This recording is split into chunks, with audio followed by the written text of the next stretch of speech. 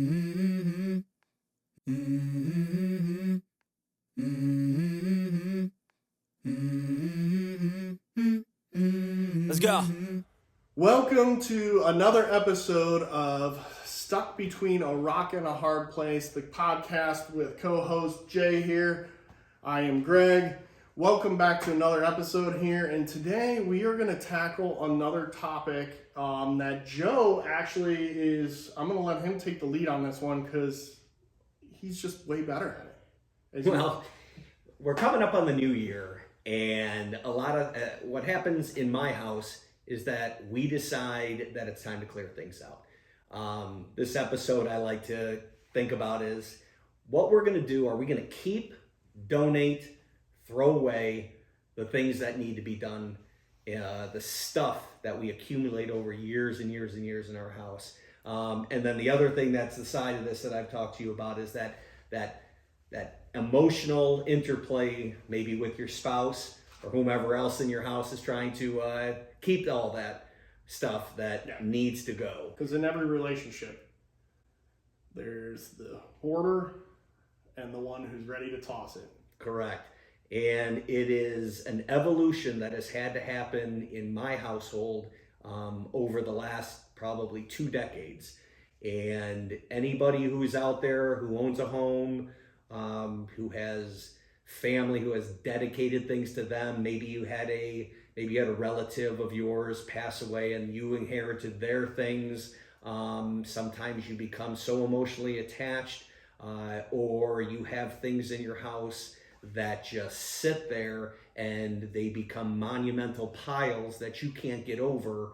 To move things forward, whether it be a project we've spoken about, or it is time to get rid of this item because it is now so outdated that you cannot, but it stalls you from buying the new one that you actually need.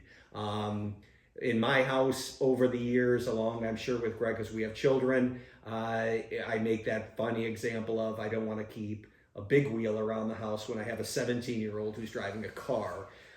These or old, an old picture frame where the kid, of grandpa or grandma that obviously nobody's using anymore, nobody wants to see anymore, but is keeping the entire craft room from being used as a craft room. Mm-hmm. My wife has a craft room downstairs in our basement, and it is so full of things you would think we are hoarders. With that being said, no crafts get done in our house, and my daughter loves crafts. So that's one of the projects I'll be working on this year, and I wanted to share some of those thoughts because that's what Greg and I do. We kind of try and give you our thoughts and our wisdom that we've gone through over the years to try and move you just one step forward to moving out. So. And I'm definitely interested in hearing in this process because, everyone who's been on the channel, they see me building or doing stuff around, there is tons of projects going around, and like every other woodworker, every piece of scrap wood can be used at some point, so we will keep those somewhere. And there comes a point where it's time to either, like you said, move on from it, get rid of it, or donate it, or give it to somebody who can use it. So that process of, though, getting that whole thing cleaned and taken care of can sometimes be a little overwhelming and hard to overcome, maybe attachments. Yeah, I have a mother-in-law, and she reads books on this. And a long, long time ago, she had to clean out their garage.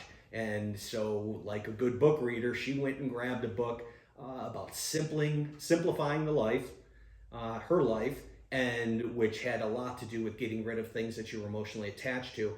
And then decluttering, or I guess what they say now is when you what is it? A downsize. Mm-hmm. I think that's the word people all use now, is to downsize that life, where you can use the space you have.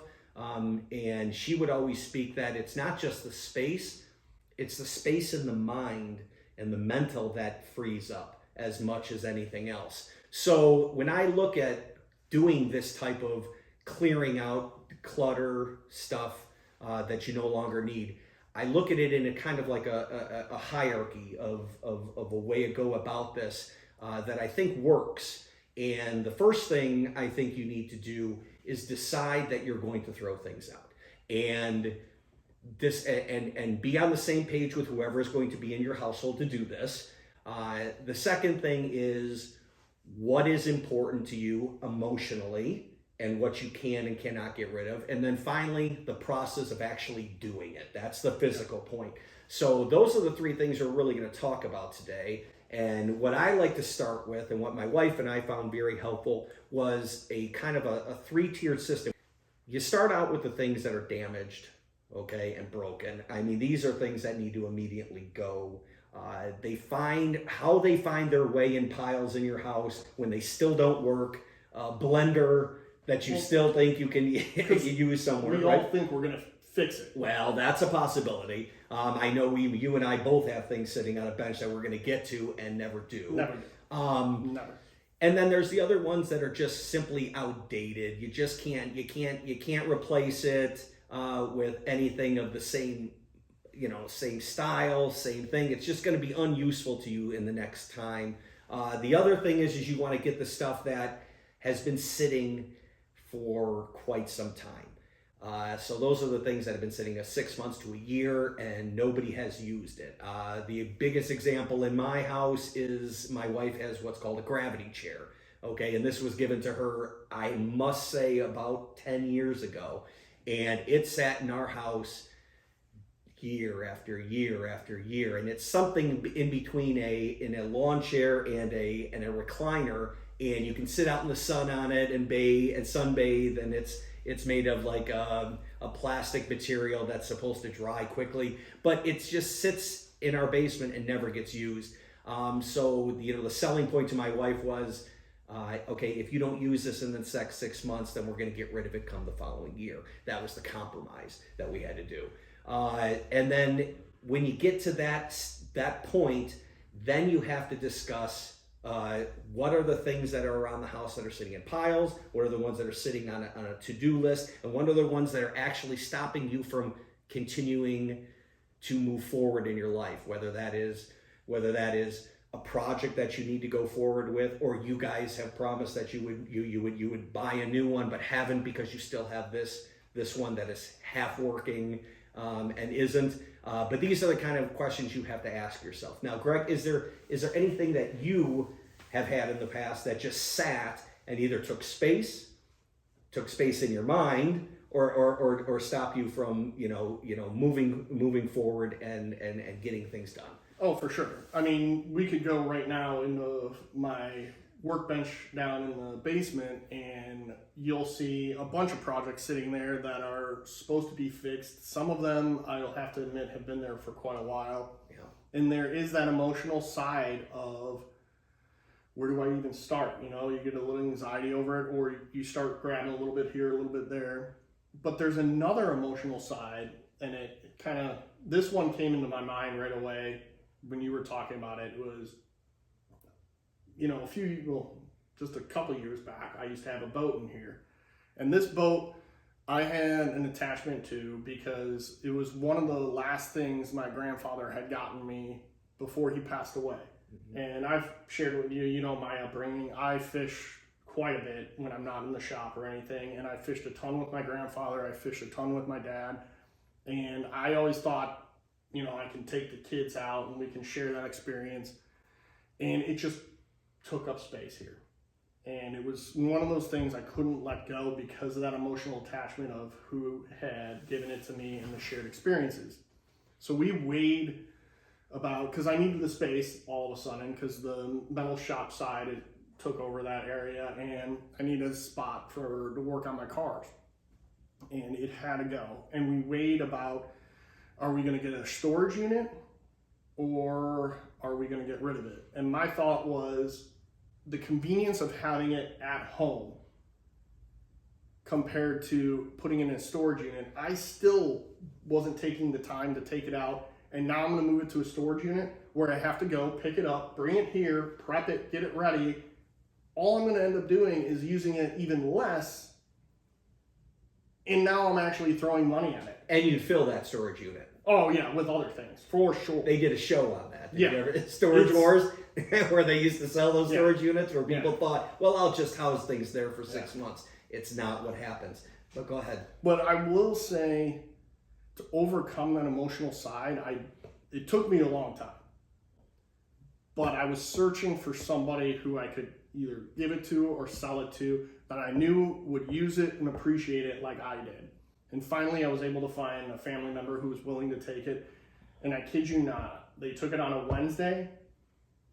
That boat went out Friday, Saturday, and Sunday with him and his 2 daughters. On the water fishing, On the water right? fishing. Yes. And I felt so relieved because I know,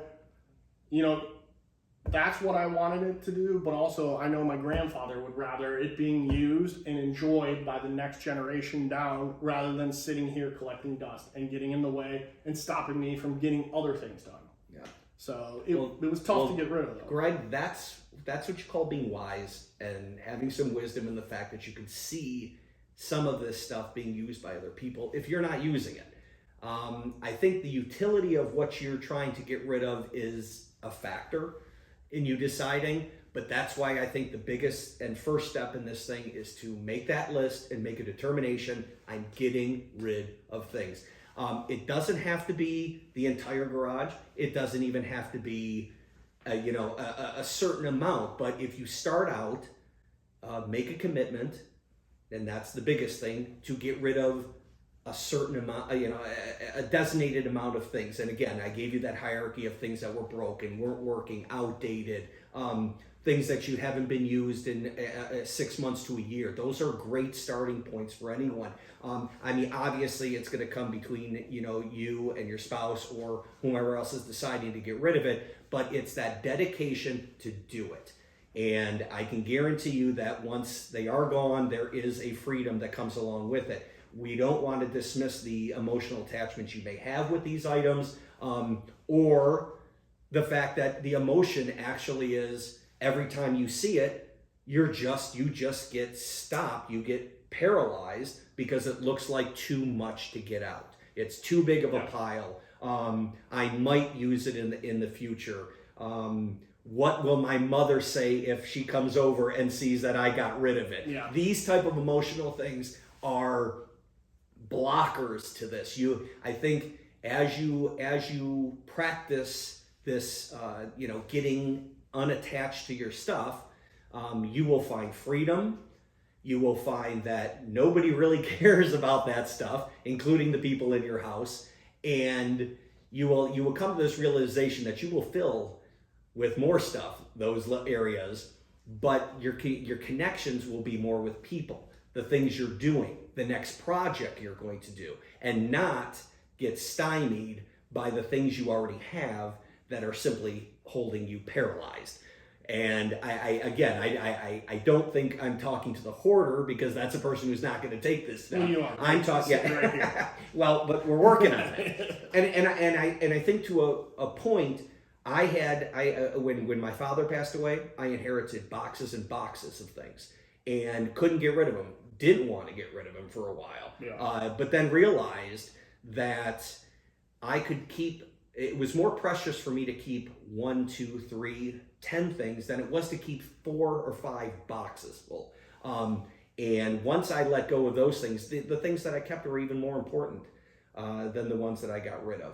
And multiply that with tools and wood that we don't use. Like I said, toys that the kids no longer are using in any sense of the word. How about old computers and electronics? That used to be one of my worst things, is I would keep electronics that you couldn't even put back on, hook up to a TV these days. Might be fun to keep the one VCR. That might be nostalgic and retro. I gotta keep that. Correct. That's actually a very cool How else thing. do I watch my highlight tapes? Right? Exactly. Good luck plugging it into a flat screen. But with that being said, we don't need 3 VCRs. We don't need. In fact, I just got rid of 5 full boxes of DVDs. Being that are all obsolete because of Apple Music. Now I use Apple Music, so I didn't need them anymore. Some people would like to keep that. Vinyl people, love you. I keep the vinyls. But in the same sense, I had no use for them. So that brought us to the second. Once you've committed to get rid of that good, the second part is, what am I going to do with it? And what is the value of these things that I'm getting rid of? Though that would be something that can be determined by if you have a value of it and you know it has value, or you can take it to a consignment shop and maybe they can value out what it is. Maybe some of this stuff is worth your time to put on eBay or Facebook Marketplace, where you can make money off of it. Some of it, you know, that can, as your boat did, give joy to others, and you can donate it to certain locations that you know somebody else would use it. No. That might have value. And some of it may need to be trashed, but that's going to be the emotional barrier that you have to figure out. Go ahead. And then my question is, before you get to that step, how do you get to the determination of that? Like, do you make a pros and cons list?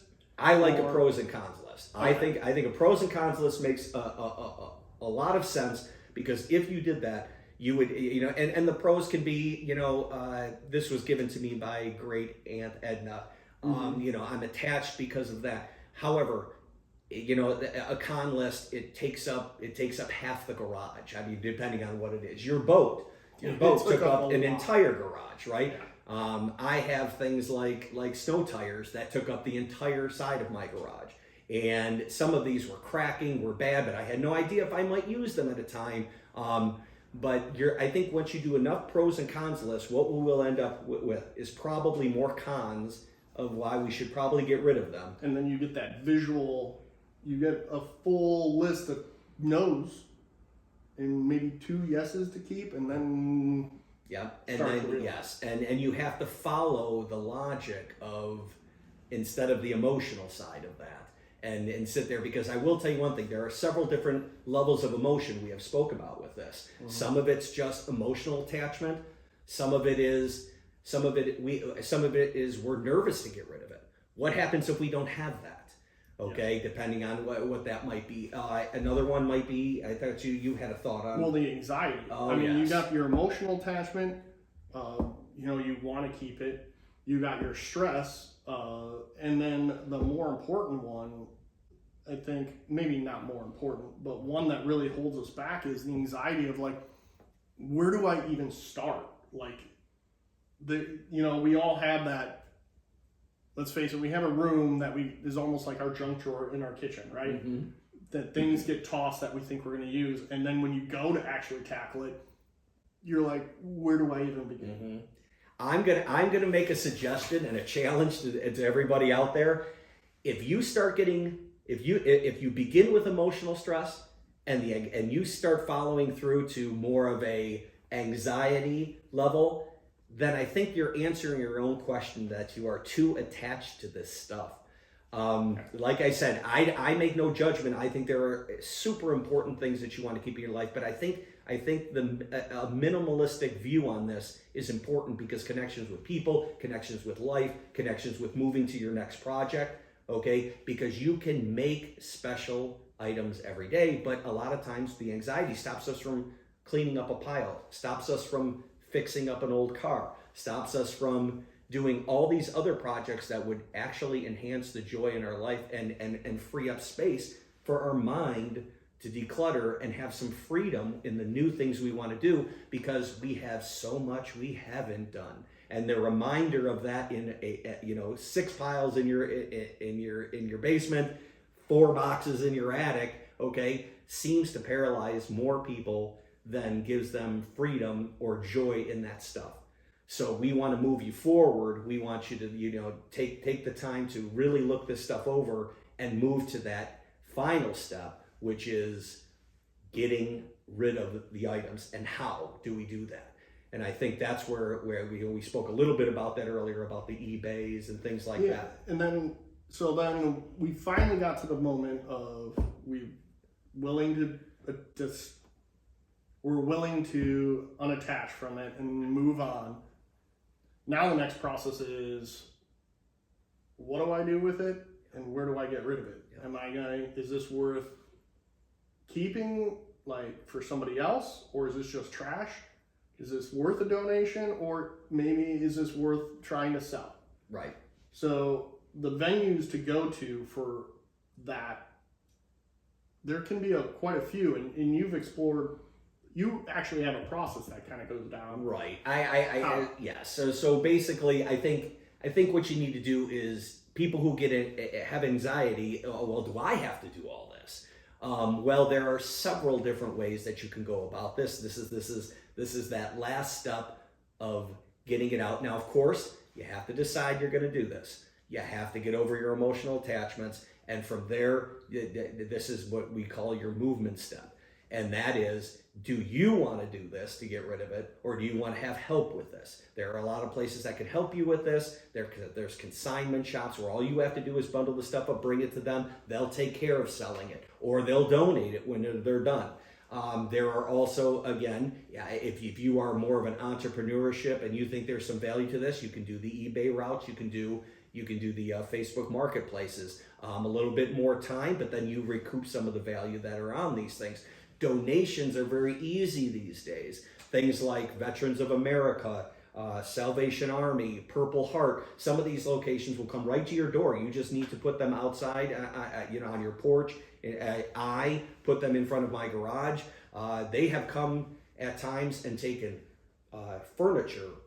They have taken bicycles. They have taken 15 bags full of clothes that my kids have outgrown. And I know they're going to a good place, which helps me get over that second step of the emotional as well. I mean, if you know these things are going to to do good somewhere else, sometimes that's what you needed to have to get rid of them out of your house. You know what I mean? Especially if they're not being used. Things that aren't being used aren't being loved. They're not doing. They have no value. We want utility on the things that we have in life. That's what gives everything purpose. No purpose. Sometimes that's time to relieve that. Then if you have other options, such as obviously you can throw the things out, but neighbors are a fantastic idea of getting rid of like some of the bigger items or household goods. You can also I can guarantee you have a family member who might want some of the larger items in your house. If let's say you have to clear out some room or you have an old couch, there are family members that will take these things and relieve you of them. I remember putting very, very succinctly a whole set of cabinetry and a couple of couches one day on Facebook Marketplace, and I must have had 15 different people wanting to come get this thing within the day. And things you would not think they would want.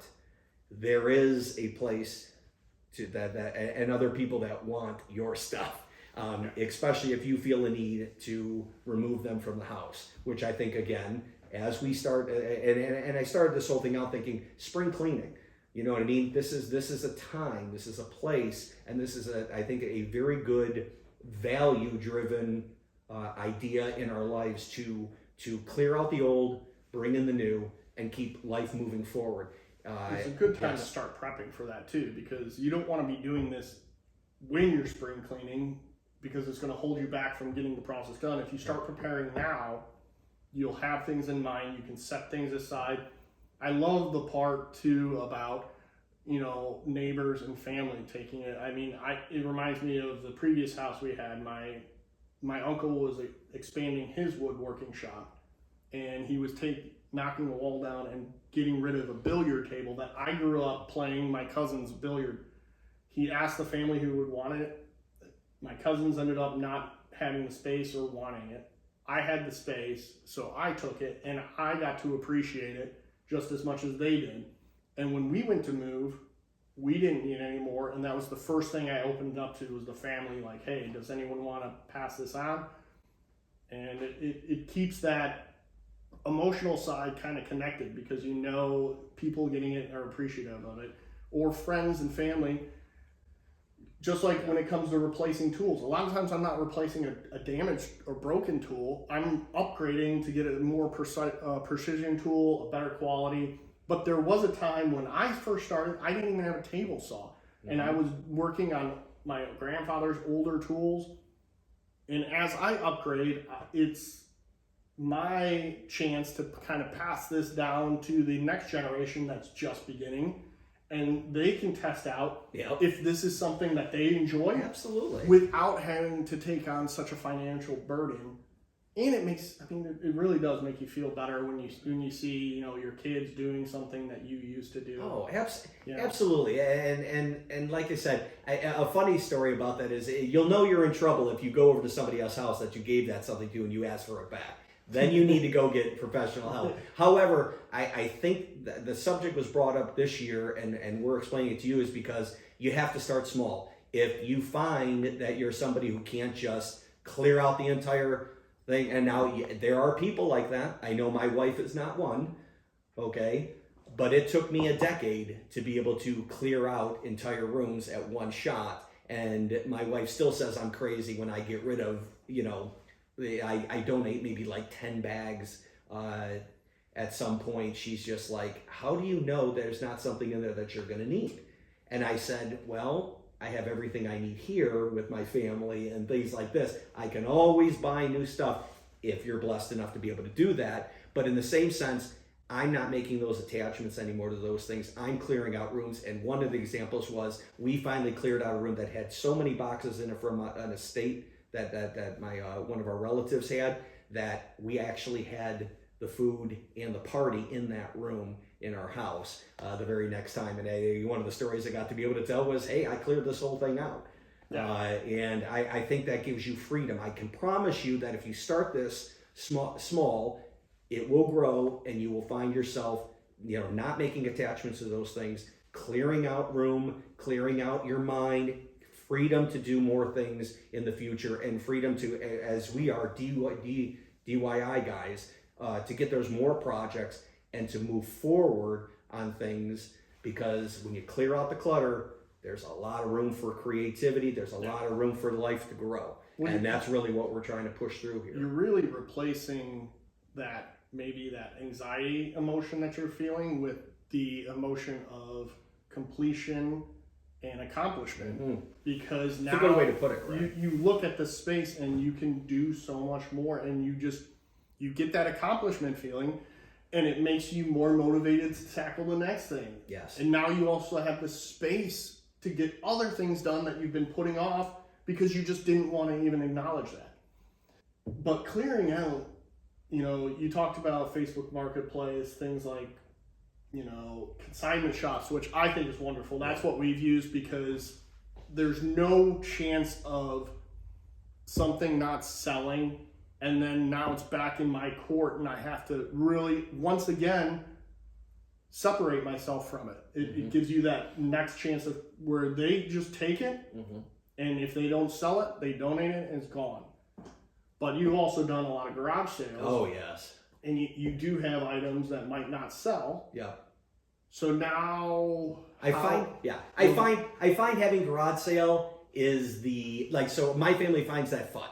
However, garage sales can be a lot of work. So you will find out where you fall in the movement step of all this. You will either be the person who says, something, I finally can detach myself and I can rid myself of some of this clutter, and I can clear things out. That's really going to help in the future. However, I'm not the one who wants to do it. Now, my wife, I'm trying to move to that place, but she knows she can give it off to me. I'm the one who runs the garage sale, but I use some of that money and I put it toward trips that we go on with the kids, little road trips, which are excellent. Yeah. And that motivates me to move forward.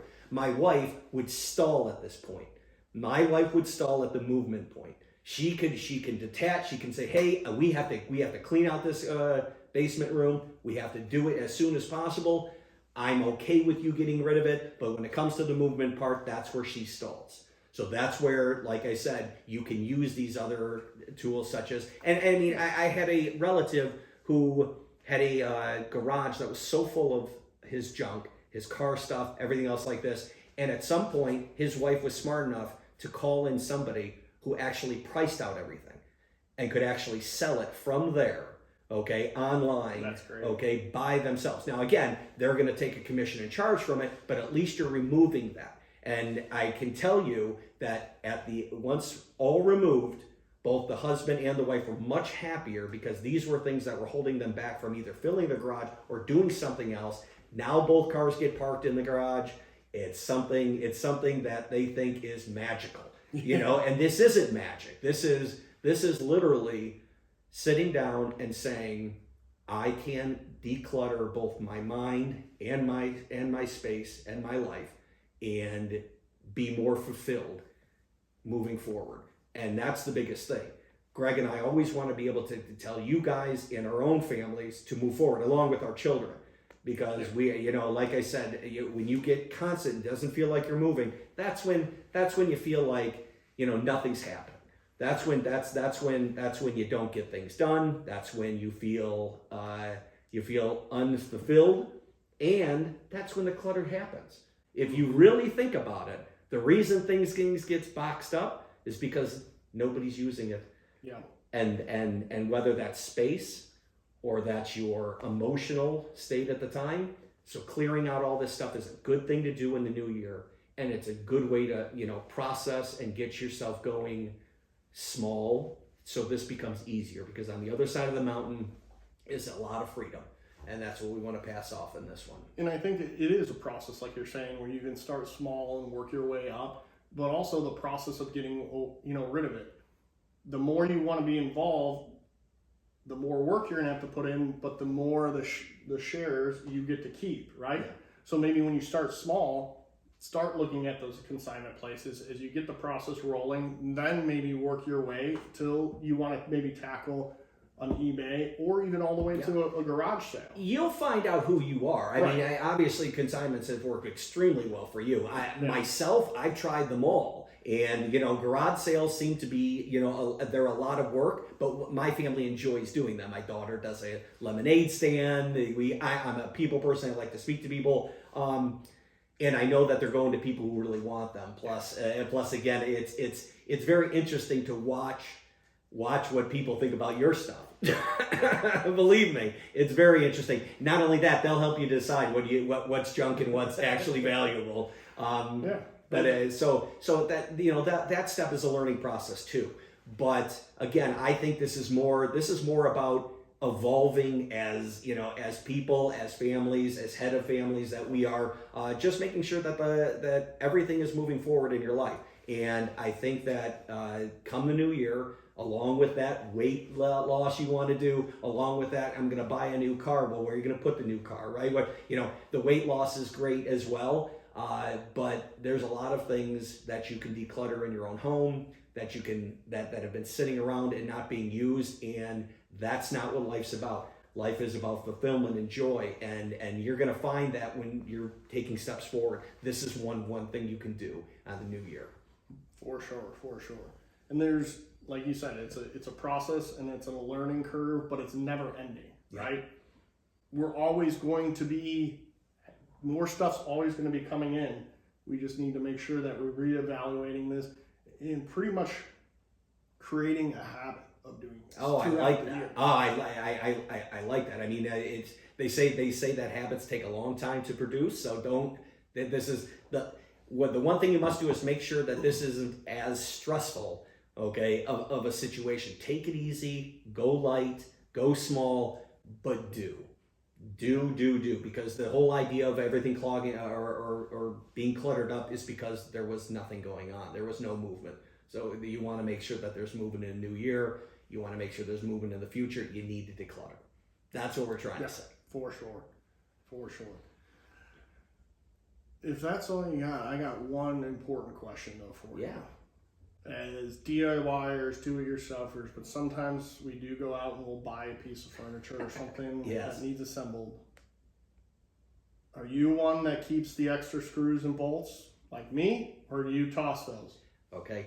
In all honesty, I have a drawer full of the extra parts of all the things that I do. There's a part of him like us. And I do think that's something I can address, because I can tell you that drawer full of those makes me so comfortable that I have those extra pieces. There's no chance that I could put one part, these extra parts back to, and I don't even know if I even have those. I may have donated the drawer system that I was putting together, to which these parts go to.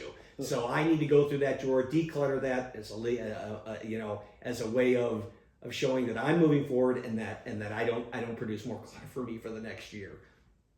So I think we got a lot of good information here, especially where to start, how to go through the process, everything like that. It's motivated me. I've already kind of started going through stuff and really taking back space that hasn't been used in a long time. So I appreciate all the insight, the tips and everything. And I hope that this motivates our viewers here to go ahead and tackle this in the new year as we're all kind of making New Year's resolutions. Maybe this is one that you and your spouse, or if it's just you that needs to tackle, maybe this will help motivate that and keep that on the list. And by the end of the year, you can check it off that it was completed, because how many of those that we just don't get to. But this one I feel like is very important. So I'm really appreciative of you joining us on this episode. Jay, thank you so much for the insight that you had and everything like that. If you guys found this helpful, please give it the thumbs up, like, and we'd love to earn your subscription. It's really helping us out. For the previous episode, thanks guys for viewing it. We got some traction there, and we're going to try to keep these coming out as this whole next year comes along, and hopefully get more volume out there. So that being said, thanks for buzzing by. Thank you. You guys take care.